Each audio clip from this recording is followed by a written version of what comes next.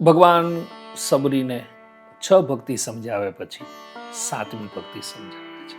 સાતવ સમમોહી મય જગ દેખા મોતે સંત અધિક કરી લેખા. સમગ્ર જગતને એકમય જોવું, મારીમય જોવું એ ભગવાન રામ કહે છે.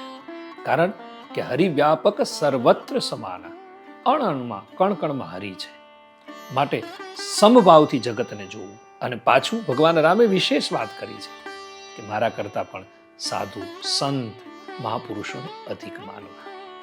આ જગતમાં સંતને જે અધિક માનીને ચાલશે એ પણ રામની ભક્તિ છે.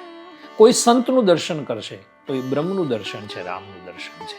અને આવી વાત ભગવાન રામે સબરીની સમક્ષ કરી છે કે હું ઈશ્વર છું, પણ સંતને જે નિત્ય માનશે, સંતનું જે નિત્ય દર્શન કરશે એ મારું દર્શન કરી શકશે. એમ કહી અને પરમાત્માએ સબરીની સમક્ષ 7મી ભક્તિ મૂકી છે અને સમજાવવાનો પ્રયત્ન કર્યો છે. જય શ્રી રામ.